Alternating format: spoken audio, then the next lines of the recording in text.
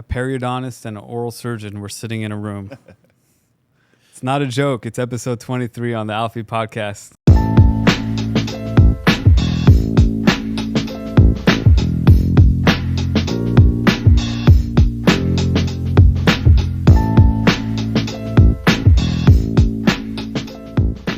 I have our special guest, Dr. Todd Scheyer, the greatest periodontist in the world, here in the room. Thanks for coming. Yeah, man, what an awesome time being here. We've talked about this a lot over the past couple of years, and so excited to be a part of it. I'm inspired by what you've done, not just clinically, but this awareness thing is huge. We were just talking about that, and I think that's the way we're going to make change, is really switching some of these paradigms that bring in a global awareness on health and wellness, not just the things we used to do every day, but how do we really all work together to raise the bar? Yeah, exactly. And I think, we've been working together for over 10 years now, and our practices obviously have evolved since then. I think early on, I'll speak for myself, it was more about focusing on doing clinical cases, learning. We've obviously done so much together, learned a lot from each other, and have treated a large number of patients. And we're in a point of our careers where all that's gotten a lot better. Our outcomes are improving because of our knowledge and technology.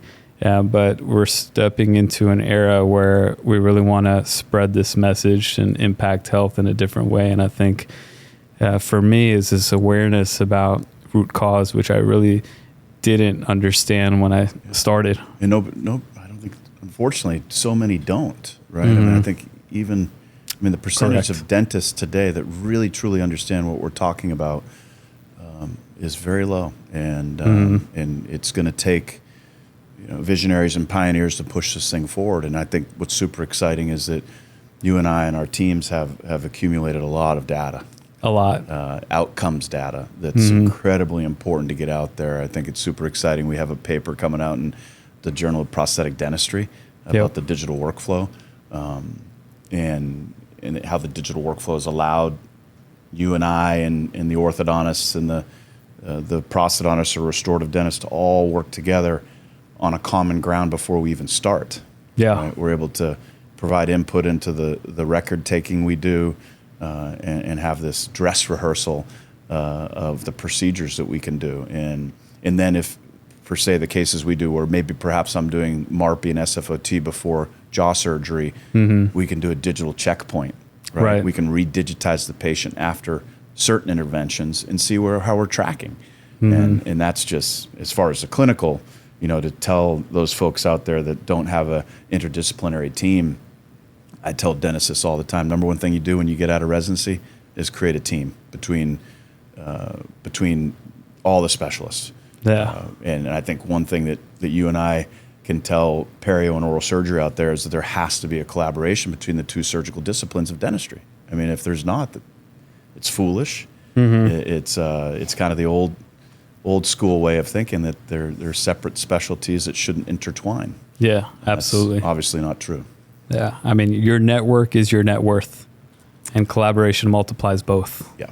And when when I finished training, I remember I came out of an environment from oral surgery where oral surgeons and periodontists didn't mix, and they saw each other as competition, and it wasn't very friendly competition. Right.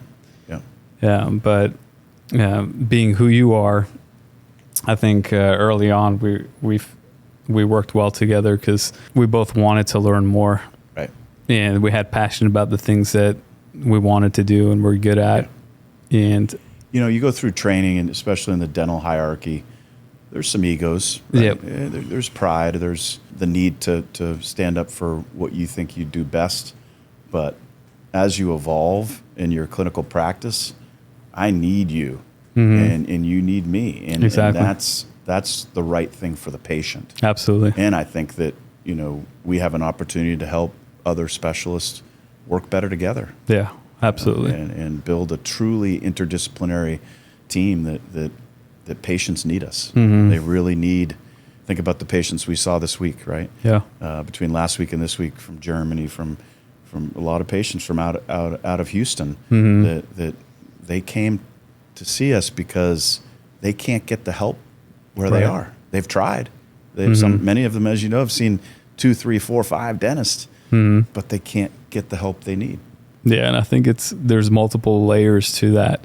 One of them is the root cause education and culture is not there. I mean, it's not there in American training, and similarly, it's not there in most parts of developed countries.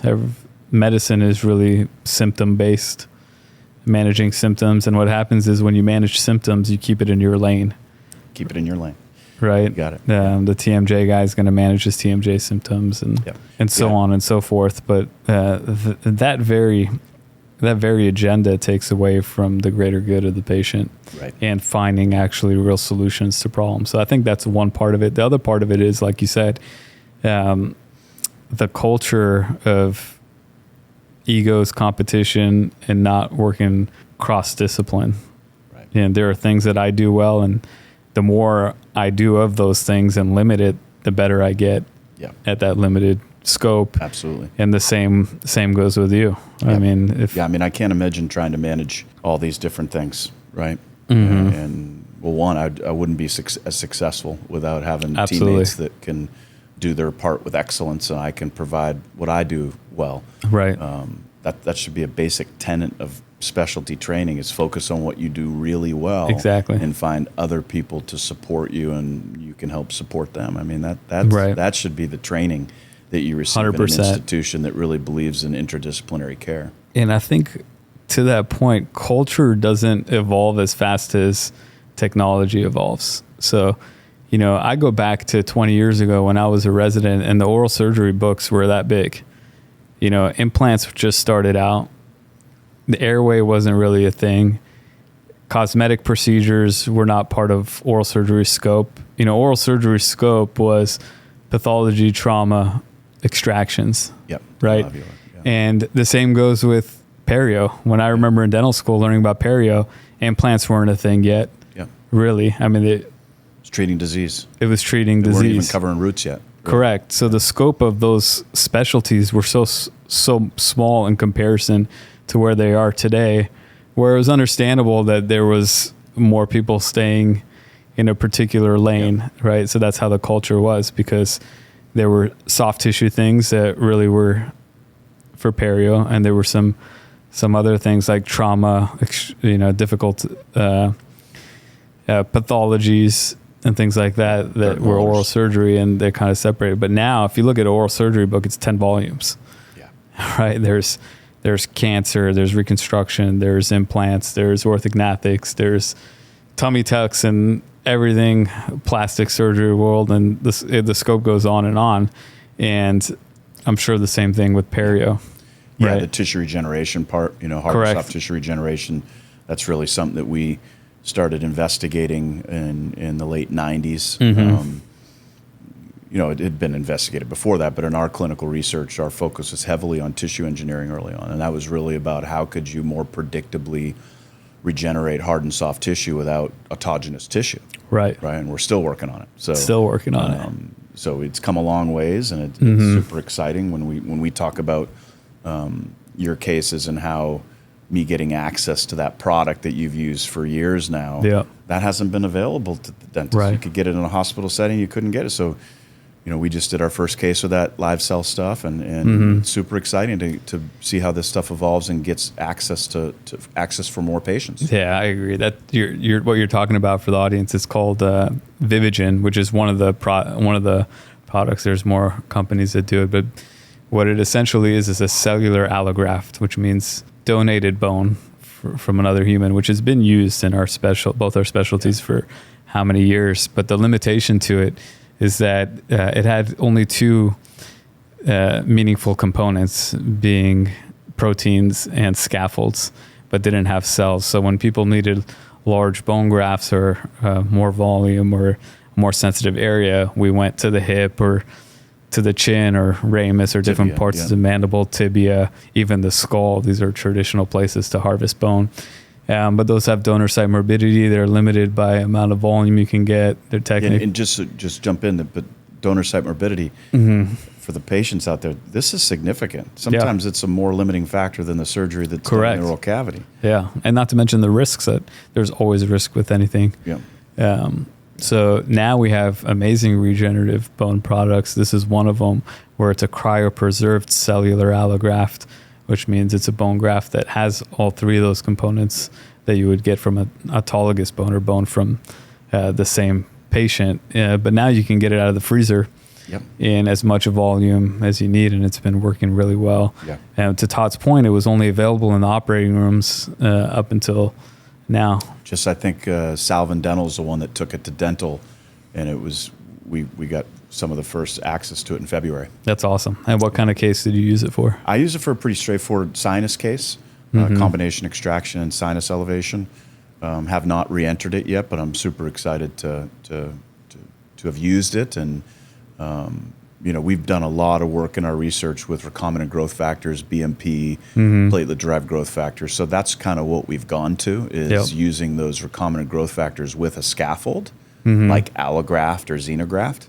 But there's no cells. I mean, there's the cellular activity that's induced by the growth factor, but having live cells is a different ballgame. So super excited about that, and super excited for patients. Definitely. For patients things are getting to have better. Access to this now is it can be a game changer. Yeah, I agree, and it's affordable. I mean, it's very affordable. I mean, really, when I compare it to the recombinant growth factors, it's right about the same. Right about the price same point. Yeah. So this is very exciting. Back to the point about collaboration, I wanted to finish is that I think that going back to that old culture, when I came out as an oral surgeon, and I think a lot of the specialties are still guilty of this, including our own, is that people pride themselves about doing a huge scope. Meaning, as an oral surgeon, I'm going to do trauma one day, pathology the next day, dental implants the next day, bone grafts, maybe orthognathics, and then some dental implants, right? But the reality is that if you want to do orthognathics well, for example, you have to do it every day. Right? Or at least a few times a week. Or at least not once a month. Correct. Not once a month, not once every 2 months. That's what I found. The more I do it, now I limit my practice only to orthognathic surgery. And you're going to get better and better at that. I'm getting better at it. Much better than 5 years ago, it's 10 years ago. In the gym. Right? Exactly. If he's at the gym as a professional athlete every day, continue to focus on what he would call the basics or the fundamentals. Right. He can get better. Correct. Right. So I think that's a great point. Is that being able to focus on what you do best and leaning on others to help you where you're weak. Right. That's the way to go. Instead of trying to make yourself the master of all. It's just, in my experience, it doesn't work out that way. Yeah, exactly. And I think that our patients and so our practices benefited from relationship like that. So if I need soft tissue grafting, I'm not going to try to do that. Right. I'm going to want the best in the business to do it. Yeah. Same goes with SFOT. Same goes with MARPI. These are things that you do day in, day out. Yeah. As you bring that up, I think be a great segue into this digital workflow we've been working on. Yep. We have a textbook chapter on it, this new article in Journal of Prosthetic Dentistry. We've been working on this for a while. And we use digital data forever, but syncing all these files together in a platform to help us look at a patient before we ever touch them and have all the disciplines look at them, provide feedback and input, modify planning, and then present to the patient is a really powerful tool. Absolutely. And it's interesting looking at it now. It's easy to take for granted how far we've come, but a lot of work went into our workflows. Learning the technology, learning how to even implement sharing it with each other, meeting together. Yeah. And then learning how to, I think this is what really separates us, is that learning how to teach it. Yeah. Because when you and I worked on that lecture, it's going back 3-4 years now, and we were talking about the digital wheel of fortune, right? Yeah, I remember that. Digital interdisciplinary therapy driven by digital dentistry to help us with treatment planning for implants, MARPI, SFOT, orthognathics. Yeah, and we'll include that slide here because it's a good visual. Yeah. It's a great way to think about how digital dentistry allowed for improved collaboration to the interdisciplinary team. Yep. And that now, because we've spent so much time on it and we can teach it to dentists, that's what I really think is our powerful message, is that those collaborative teams that haven't started yet in all these cities out there, not just in the United States, but in the world, they have an opportunity now because there's access to content. Right. And they can learn it. They can have a study club, even if it's a Zoom. I've done a number of Zoom meetings for 1 hour, and that interdisciplinary team now understands where to get started. Yeah, and now we have the blueprint. So for those practitioners out there that are interested, reach out to us. We have programs where we're teaching these things. We're our goal right now is to share.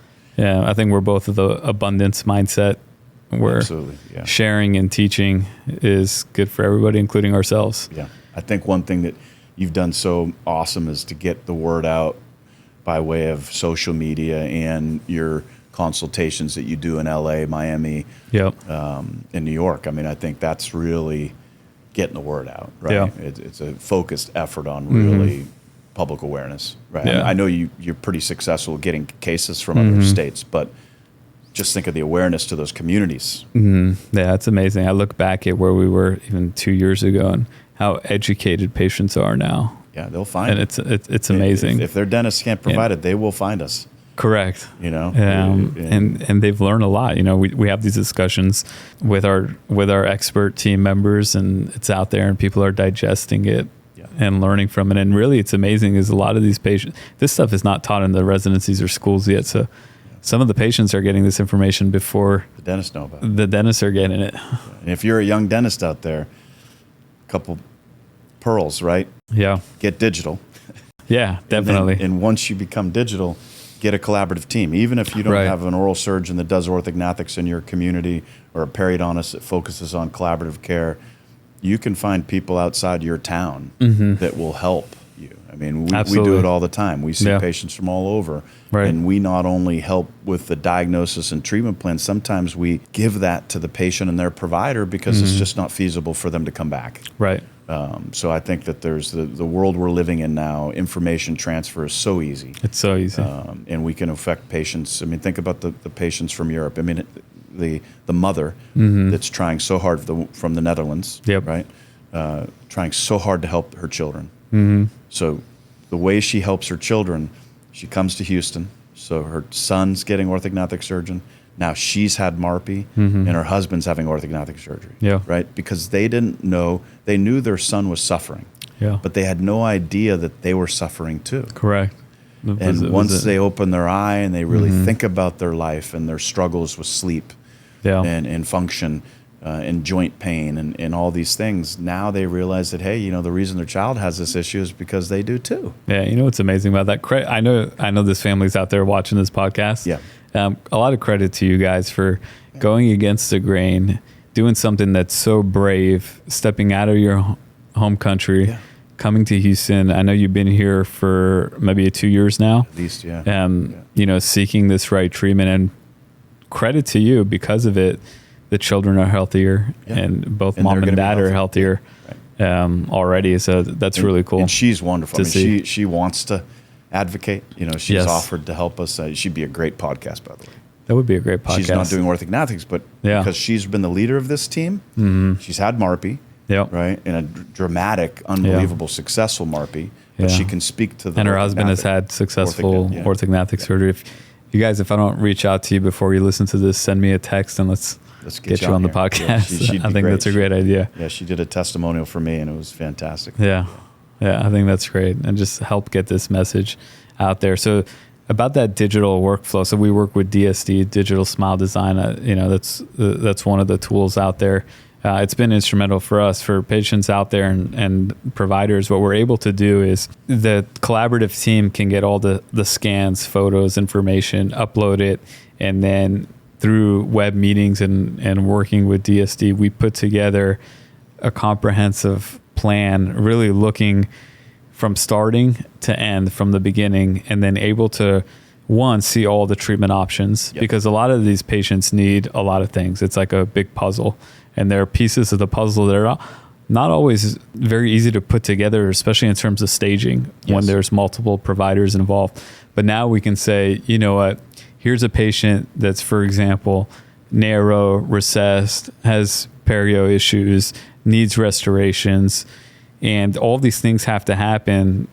The timing of them can be a point of discussion, but you can go all the way fast forward and see with simulations the end result, meaning the gum grafting is done, the bone grafting is done, the restorations are done, the ortho is done, and the surgery is done. And then reverse engineer it and see when is the best time to do each thing. And then all the providers get this information, share it with the patient, and we have a real game plan to go. That's powerful. Super powerful. And we can modify it on the fly, right? So correct. If the aligner therapy and SFOT didn't get us what we planned, right? So we had this original design. That's what we're shooting for. And we thought we'd get there with skeletal expansion and SFOT, but we didn't. We maybe got 70%. Well, that's okay. We redigitized, and now it's your job to get us more. Right. Orthognatically.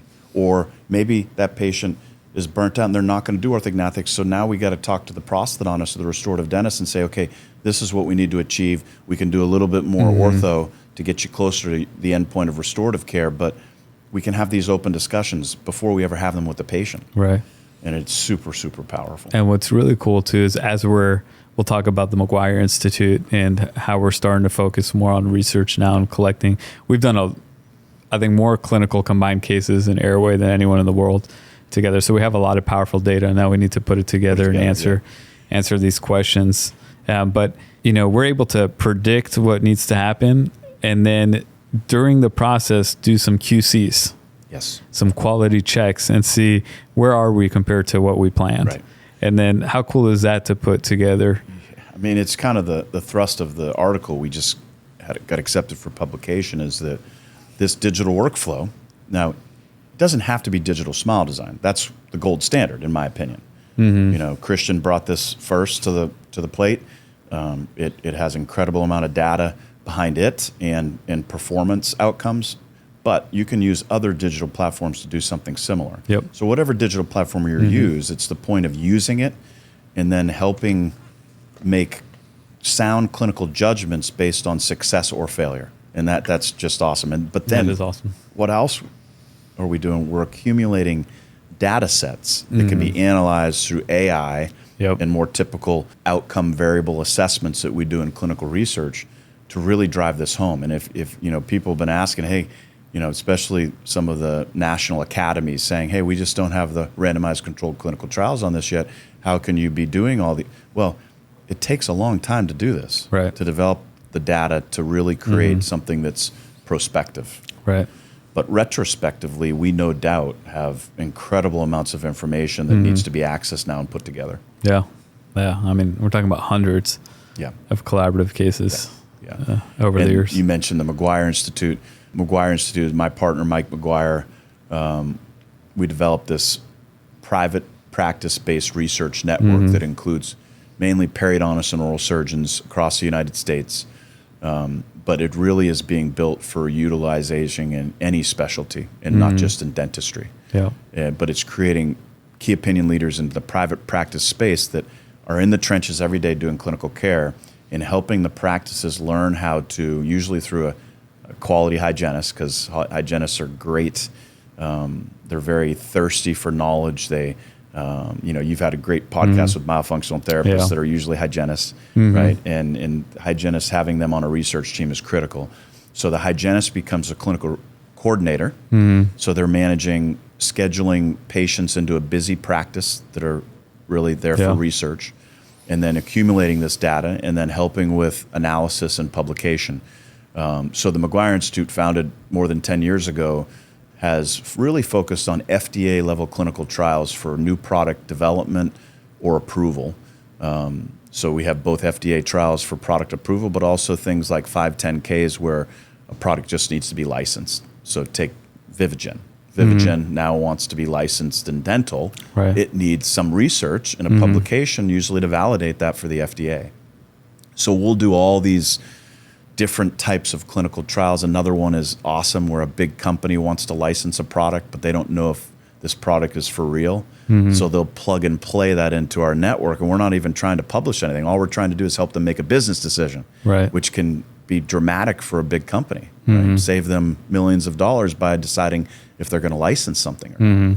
So this network, and so happy that Mike's talked to you, and having another oral surgeon on board is critical for us to really get out of because we've done bone grafting, tissue engineering, but now to get into this more complex interdisciplinary care and outcomes from orthognathic surgery, or outcomes from using stem cells in your cases, whatever we want, we can focus on that topic of research and get it done way faster than an institution. Definitely. Yeah, it's very exciting. I know we have a lot to gather in the coming months. Yeah, there is. But the other thing I'll tell those people that are naysayers is that I can tell you, Mariana Evans, Audrey Yoon, Becca Beck, these folks are developing the same stuff we're developing, and there's going to be this outlet of publications the next few years that are going to blow people's mind. Yeah, I mean, we're seeing directly the outcomes. Right. And to be able to finally put it into a formal study, I think is going to help a lot of the institutions understand what we're doing is very meaningful. Yeah, no doubt. I think the picture 5 years from now, everyone will be practicing this way. Yeah. Digital collaboration, multidisciplinary teams, root cause, airway focused. Yeah. I think 5 years from now, it's a completely different world. Yeah. I hope so. Yeah, I hope so too. That's why we're here. Yeah, that's why we're here. Yeah. Before we get into global outreach, and I know you have some very interesting messages and stories about that. I know we brought up SFOT. I don't think we've talked about SFOT on this podcast before, but no one better to talk about it than you for the audience members in it. What is SFOT? When do you utilize it? What outcomes are you seeing from it? Yeah. It's been a very powerful tool in our toolbox. Sure has, and it's been around a long time, a lot longer than people think. It really came to fruition through the Wilco brothers, a periodontist and an orthodontist, that created this Wilcodonics, which is basically speed braces. Yep. So by surgically wounding the bone around teeth, and you start pushing on teeth, as long as you're applying pressure to the PDL space and the surrounding bone, teeth can move more passively. This RAP effect, rapid acceleratory phenomena of the bone, as long as you're pushing and pulling, the bone doesn't completely heal. Yeah. So at first it was more about facilitating the speed of braces, taking cases and cutting treatment time in half. What we learned from the Wilcos was fascinating, but in reality, it was more about quality of the alveolus. So if we're going to, and especially today with expansion orthodontics, if we're going to unravel crowded dentitions and create a real arch, teeth are going to be outside the alveolar housing. Right. So SFOT not only facilitates tooth movement in very difficult tooth movements, it augments the deficiencies that are going to be there once you unravel an arch or expand an arch. So it's been an incredible tool for us. I myself have been doing it since 1999. It's crazy. And it used to be very select, stubborn tooth. We'll do coracotomies to help different indications when you started. Now it's really about phenotype modification, taking care of the patient's bony and soft tissue dehiscences before we start ortho. Right. So when the patient starts ortho, and now 90% aligners, used to be 90% braces. Right. We love aligners because it's very calculated, the movements, and we can have excellent hygiene for patients during the process. So same with orthognathics, right? I mean, absolutely. Majority of it's aligners. Yeah. I love aligners for orthognathics. It's funny. I see now that it is so much more precise, right? Because everything's calculated. You can anticipate what you're going to get. Yeah. And often, I never realized this before, but sometimes I'll see braces and I'll see the wire make inadvertent movements on the teeth, and then the orthodontist has to backtrack. That doesn't happen with Invisalign. Heck yeah. We used to, we called that so every patient's react a little bit differently. So if you weren't seeing that patient at 1 week and you had their teeth may be way out of the arch with a wire. Yeah, way out fast. So you got to be careful with SFOT. It's the other thing that when we teach these courses, you and I teach a course together every January called Beyond Periortho Limited. It's really about using the digital workflow to help all the specialties work together, learning these things like MARPI and SFOT and orthognathics and hard and soft tissue grafting and kind of working on cadavers for this. So it's a great course. We'll do it next January. Yeah, you know what I love about that course? We've been doing it for several years together. I see the the participants coming to that course, and then you see them a year later and their practices are completely changed. Right. And there's not many courses like that where it actually translates into different practice, but everyone that's come there and that I follow up with, they have completely different. Right. They've started an airway study club. Correct. Completely different practices afterwards. Yeah. Yeah. No, it's awesome. And it's super, I wish we had more time to do more teaching.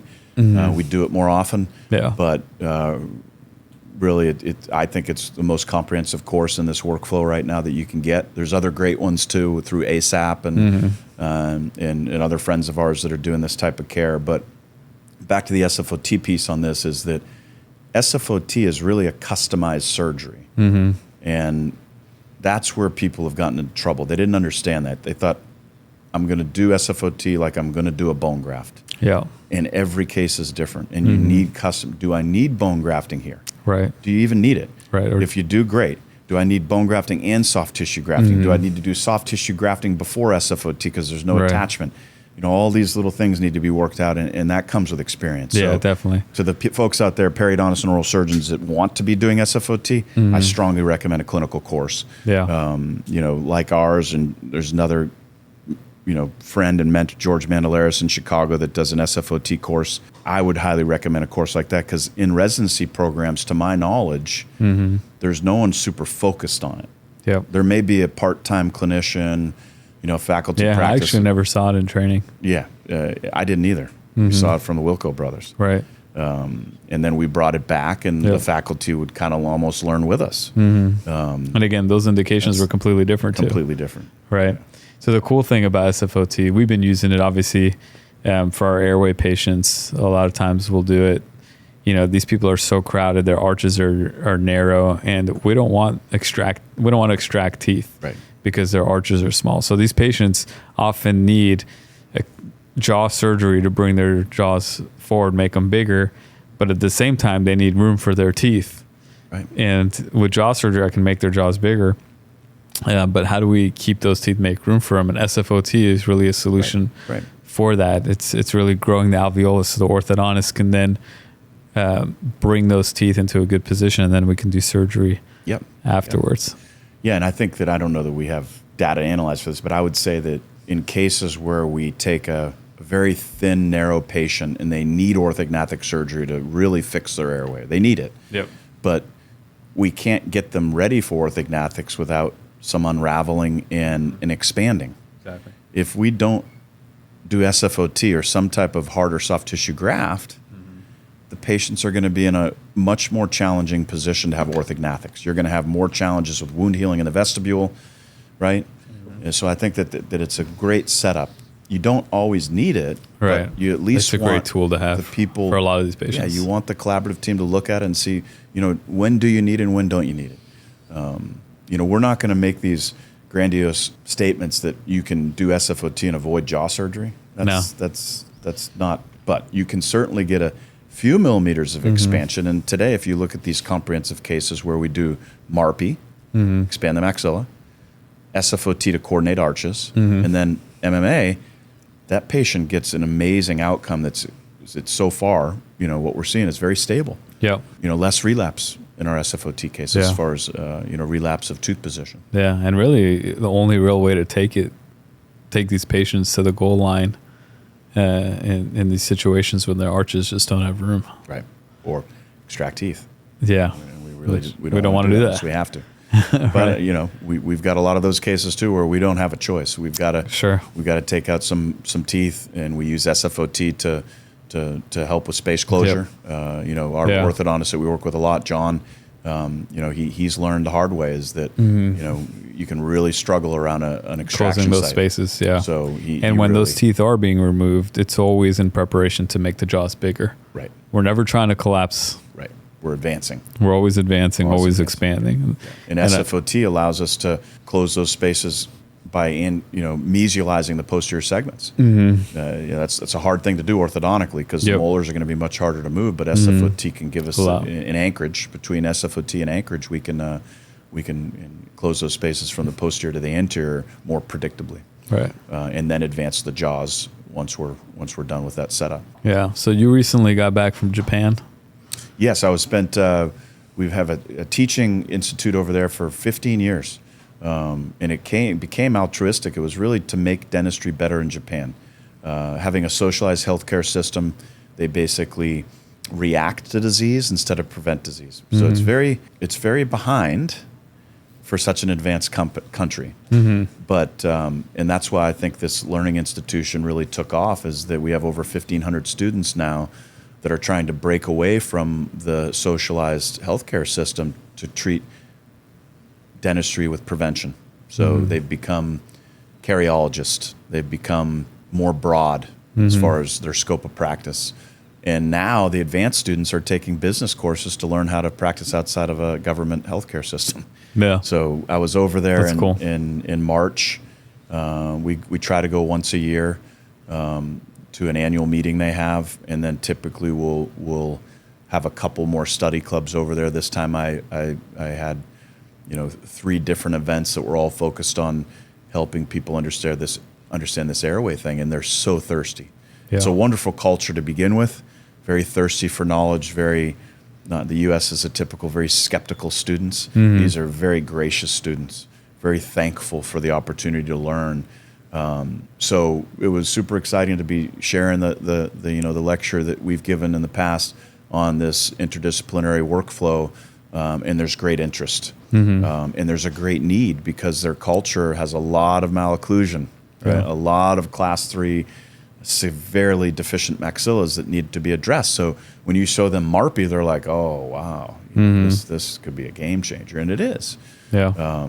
The problem is, right now for MARPI, to do customized MARPI, we work with one lab. There's one lab that really gets it, does the 3-dimensional planning with the doctor, and gives us an excellent product. Well, they can't ship internationally. They've tried, and it just really was super challenging. So we've got to not only get the dentist understanding and then educate patients, but we got to have the support from a laboratory perspective too. Because as you know, since we started doing customized MARPI, we've gone from a 78% success rate in Much adults to close to 100%. Yeah, we were just talking about that before we started. That just in the last couple of years, 1 to 2 years, the advancement of MARPI. Because now we know how to plan them. Amazing. Yeah, technology was there, but we just didn't know how to plan strategically. How many TADs are we going to use? What kind of surgical facilitation do we need for this particular case? Again, it's kind of like your jaw surgery. Every patient's plan is customized. Yep. Yeah, and the MARPI becomes our guide. Yeah. Right. So it puts us exactly where we plan the anchorage. But back to the Asia thing, I think there's an incredible opportunity in everywhere. Everywhere. To really help dentists, dental educators, patients, communities, that this is a huge public awareness campaign that needs to happen. I mean, the needs are in the billions. Yeah. There's at least 1 billion people out there that needs this multidisciplinary care, looks at airway, root cause, but the access, even in this country, is so limited. And you go to Asia and Europe, and from what I'm hearing from patients that we're seeing, is they can't find anything providers. Similar They can't locally, and they're willing to travel here. And the other thing, I love to tell this story about global influence and impact factor. If you think about what we're doing, the healthcare outcomes on diabetes, heart disease, the list goes on and on. Yeah. All these chronic health issues are going to get better. That may sound like a huge statement, but I truly believe it, that if we can help folks with their airways from age 0 to 100, we're going to see enormous reductions in chronic inflammatory diseases. Yeah, I agree. Now, we need data to support this, and it's going to be very challenging data to get because of the multifactorial nature of it and variables that conflict the data.